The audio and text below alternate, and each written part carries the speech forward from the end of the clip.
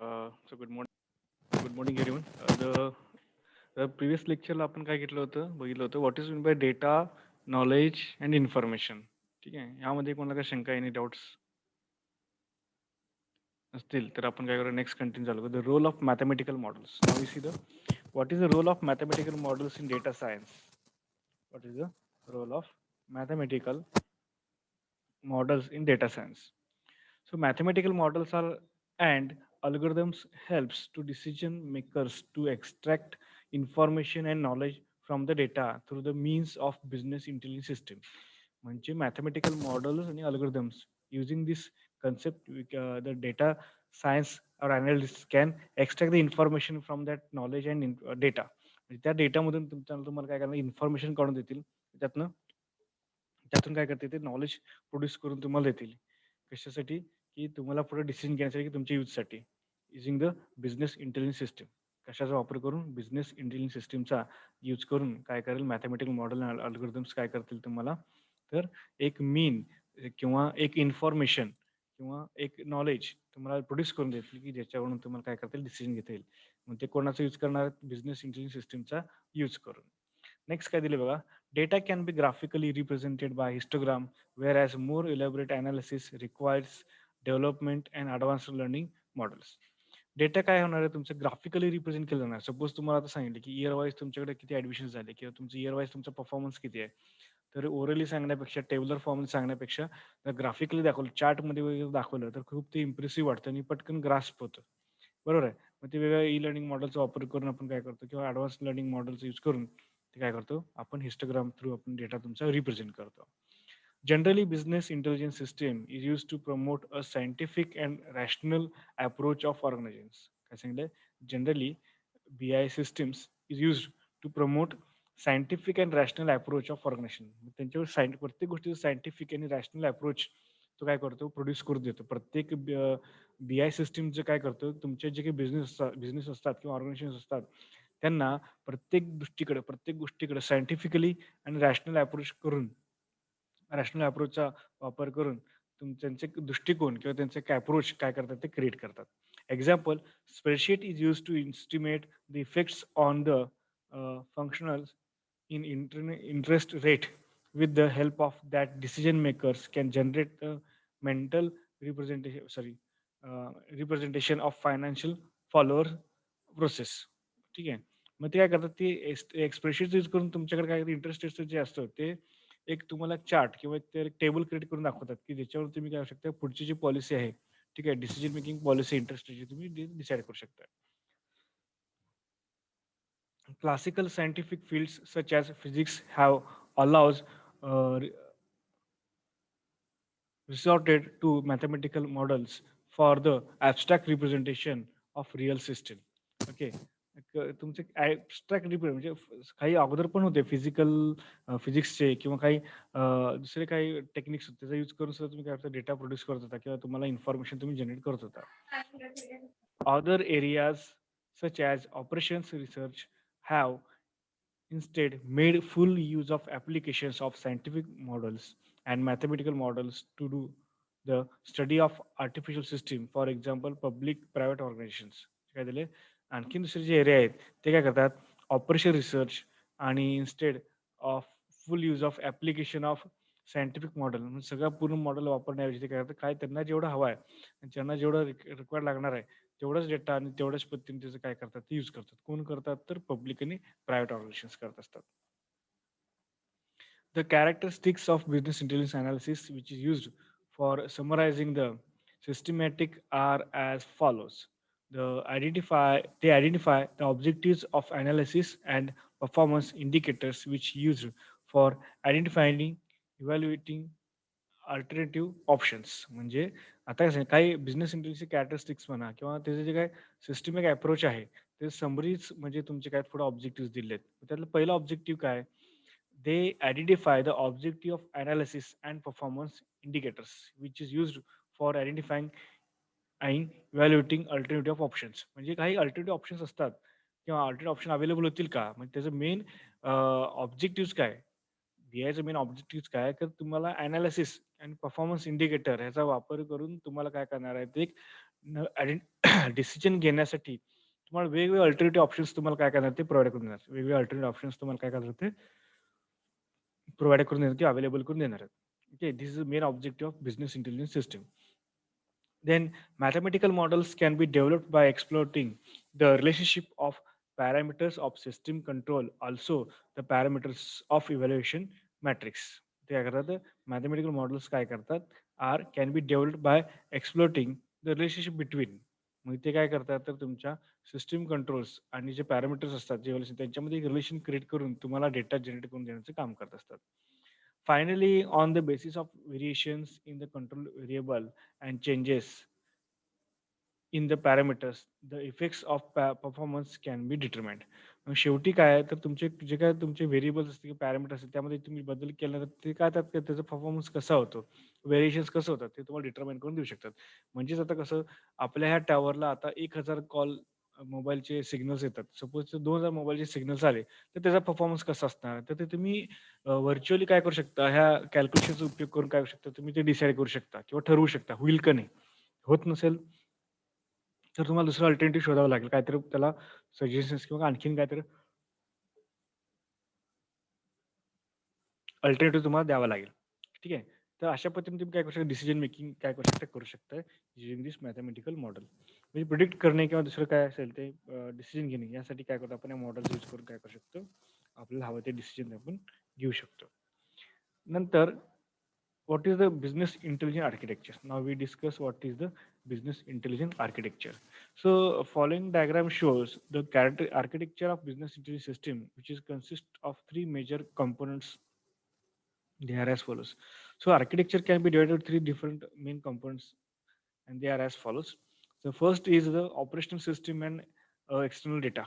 The data will be come from the operational system, so which will be working regularly on using the computer and or a regular working on system. The data will come from there or some external data. So we can get the data from the external source. It is manually or other systems. So this can becomes under the ETL tools. Then it can be the data, whole data, which will come from the operational systems and external data, which will collaborate each other, and it will be sent to the data warehouse where the data, all data will be stored.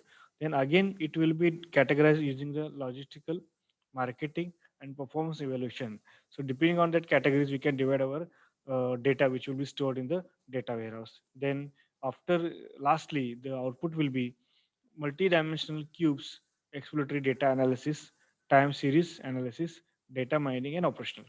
So final output will be come down in the forms of multi-dimensional cubes, exploratory data analysis, time series analysis, and data mining and optimization. In this format, your data process data will be produced or result will be produced. Then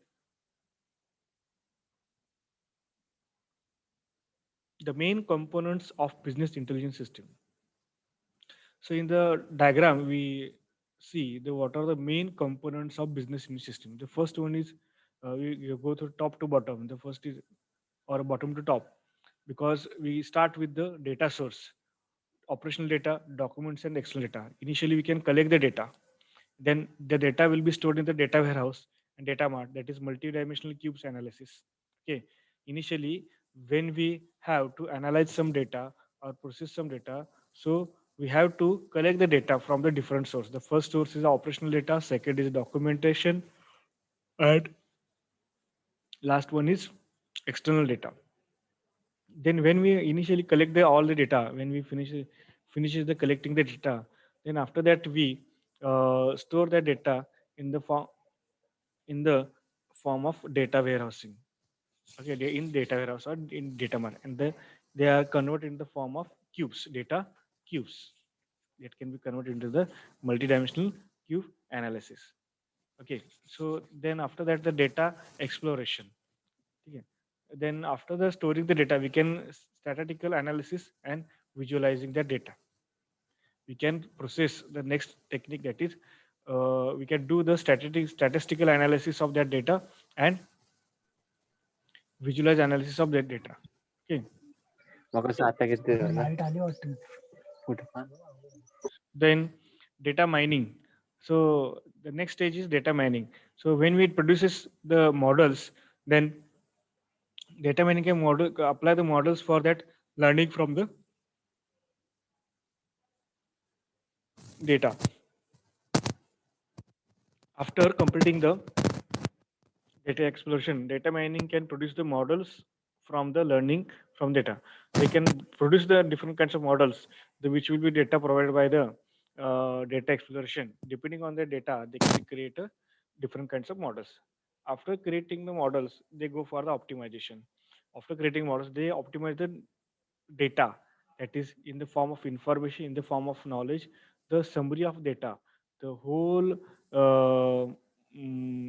whatever we say, um, summary and output of that processor data, which will be come from data source, data warehouse, data exploration, data mining, and finally optimizing, choosing the best alternatives from the model. So model can produces different kinds of alternatives and give the different kinds of answers and outputs, and depending on on that, we can choose the correct output, correct information, correct knowledge, that is decision optimization of information. And when we choose the correct alternative or different kinds of alternatives, depending on that alternative, we can finally produce this, or we come for the one single decision. Finally we come for the one single decision, that is decisions.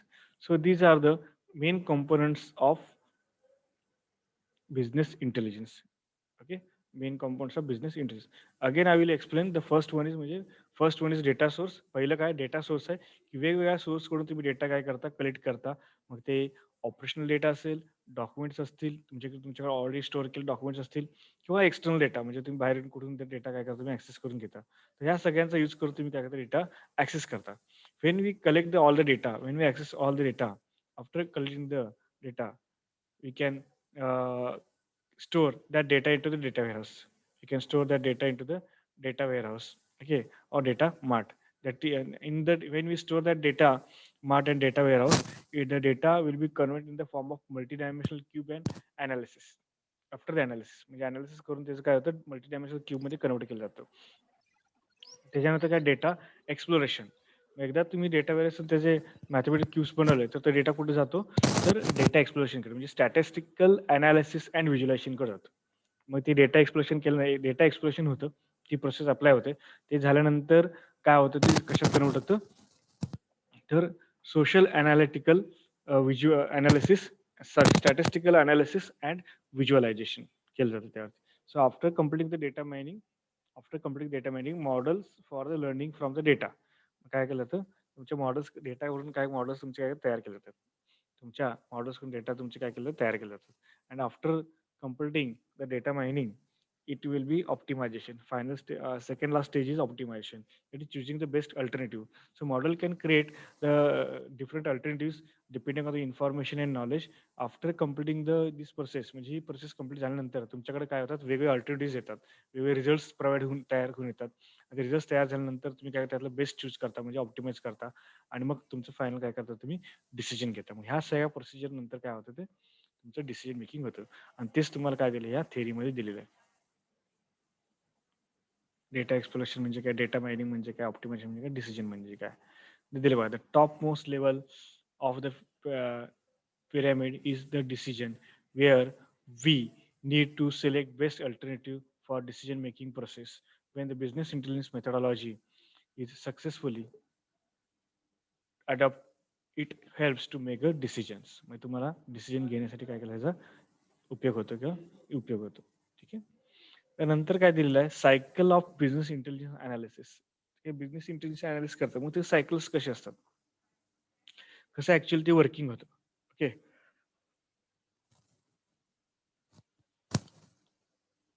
ते आपल्याला इथे दिलेलं आहे. तर बघा, ते question कसं येईल तुम्हाला एक्झामला, draw and explain the cycle of business intelligence analysis. तर shows figure following figure shows the cycle of business intelligence analysis, where it follows the path. This is an ideal path which characterize the evaluation of business intelligence system. ठीक आहे. ते काय करतात, this is ideal path which characterize the evaluation of business intelligence system analysis. मग ते काय तुमचे business analysis आहे त्याची कॅरेक्टरिस्टिक्स कशी इव्हॅल्युएशन करायचे की कसं ते वर्किंग होतात त्याला काय होतं ते तुम्हाला कुठे डिस्प्ले केलं जातं टोटल ह्या लाईफ सायकलमध्ये दाखवलं जातं. ओके. देन बघा पहिला काय असतं सप्लायर्स म्हणजे डेटा सप्लाय करणारे लॉजिकल अँड प्रोडक्शनल डेटा सप्लाय होतो. त्यानंतर तुमचं कुठं जातं तो डेटा सप्लायरकडे जातो. तिथून कोणाकडे जातं? एंटरप्राइज रिसोर्स प्लॅनिंगकडे जातं. तिथून कस्टमरकडे जातं आणि तिथून मग परत तिथून बिझनेस इंटेलिजन्स कोणाकडे जातं? मार्केटिंग, सेल्सकडे जातं. असे वेगवेगळे त्यांनी काय दिले सायकल दिलेले आहेत आणि departmental enterprise concentration with the business intelligence system and cycle of business intelligence system is insight, decision, evaluation, analysis हे कंटिन्युअसली वर्किंग हे प्रोसेस होत असतात. सगळ्यात पहिला काय अनालिसिस. अनालिसिसमध्ये काय दिलंय? In this phase we find out the problems and understand which path is critical for making decisions. मग यामध्ये अनालिसिसमध्ये काय करणार आहे, की प्रॉब्लेम ॲक्च्युअली काय आहे, ते फाइंड आउट करणार आहे आणि ते समजून घेणार आहे आणि त्याच्यानंतर मग आपण काय करणार, कुठल्या पाथवरती आपण जायचं आहे, हे आपण काय करणार डिसाईड करणार आहे. मग कुठल्या गोष्टी आपण पाथवरती आपण अप्लाय करायचं, कुठलं मेथड अप्लाय करायचं आपण डिसिजन घेणार आहे. Analysis very important to process further to the next step. पुढच्या स्टेपला जाण्यासाठी अनालिसिस होणं खूप महत्त्वाचं आहे. म्हणजे ॲक्च्युअली तुम्हाला काय प्रॉब्लेम आहे, म्हणजे तुमच्या डोक्यात दुखतंय, पोटात दुखतंय, ताप आले, काय आले, हे कळल्यानंतर मग डॉक्टर तुम्हाला काय करणार आहे, औषध देणार. म्हणजेच काय नक्की ॲक्च्युअली प्रॉब्लेम काय आहे, हे आपल्याला पहिल्यांदा समजलं पाहिजे. नक्की ॲक्च्युअली प्रॉब्लेम काय आहे आपल्याला काय केलं पाहिजे, आपल्याला समजलं पाहिजे. त्यासाठी तुम्हाला सुरुवातीला काय केलं पाहिजे, एनालिसिस केलं पाहिजे आणि कुठल्याही प्रोसेस चालू व्हायच्या अगोदर तुम्हाला प्रॉब्लेम एनालिसिस केल्याशिवाय पुढे आपल्याला जाता येतच नाही. प्रॉब्लेम एनालिसिस केल्याशिवाय पुढे काय करता येत नाही, जाता येतच नाहीये. This phase helps us to take best suitable decision. कळलं का? हे फेज काय करतं आपल्याला एक सुटेबल डिसिजन घेण्यासाठी काय करतं, खूप मदत करतं. एक सुटेबल आणि बेस्ट डिसिजन घेण्यासाठी काय करतं आपल्याला ते मदत करत असतं. इनसाइट म्हणजे काय? This phase help us to understand the problem properly. इनसाइटमध्ये काय होतं, की ॲक्चुअल प्रॉब्लेम काय हे समजून घेणं गरजेचं आहे.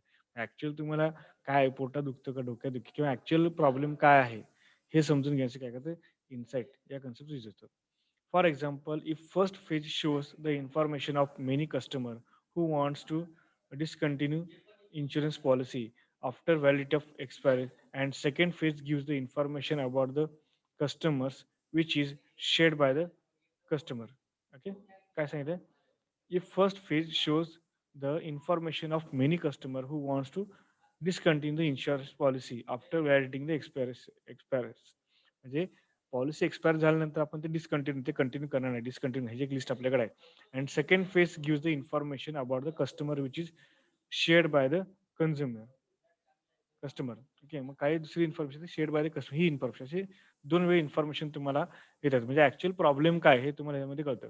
In this phase information is carried out through the analysis phase, insight, assessment, specialize in full service situation solutions for measuring the learning outcomes.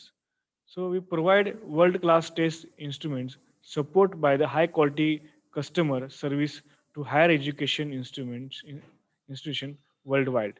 Then at each phase, the assessment process, we offer the instruments, data gathering, capacity, and report options to guide you and your goal of demonstrating institutional effective. The next phase is that a decision. In the third phase, where decision makers take decisions, the availability of BI help analysis and insight phase take the fast decision. Then this is an important phase which decides overall time execution. Then last is evaluation. This is the final phase of cycle which perform the measurement and evaluation. Final स्टेजमध्ये काय होतं तुम्हाला तर तुमचं evaluation म्हणजे decision making आणि evaluation होत असतं. ओके. अशा पद्धतीने आपण काय केलं लाईफ सायकल आणि ट्रेड सायकल म्हणजे बीआयची हे सायकल्स आपण आता बघितलेले आहेत. ठीक आहे. तर त्यामध्ये तुम्ही काय करू शकता अशा पद्धतीनं तुम्ही डेव्हलपमेंट करू शकता बीआय मध्ये. Okay. So this is all about today's lecture. ठीक आहे. आजच्या लेक्चरमध्ये काय शंका असेल तर विचारू शकता. तर आज आपण काय काय बघितलं, काय काय बघितलं बघा आपण पहिल्यांदा सुरुवातीला चेक करा.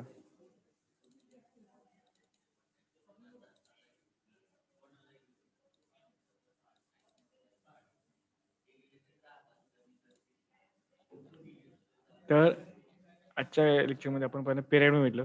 तर बिझनेस इंटेलिजन्स आर्किटेक्चर हे सगळ्यात महत्त्वाचं आहे, परिशीलन शक्यता आहे. आणि हे मेन कंपोनंट सुद्धा अतिशय महत्त्वाचे आहेत. हे पण तुम्हाला एक्झामला येऊ शकतात. Main components of business intelligence system हे अतिशय म्हणजे अतिशय महत्त्वाचं आहे एक्झामच्या पॉईंट ऑफ व्ह्यूनी. हे पण प्रिपेअर करून ठेवा. ठीक आहे. आणि cycle of business intelligence analysis हे पण महत्त्वाचं आहे.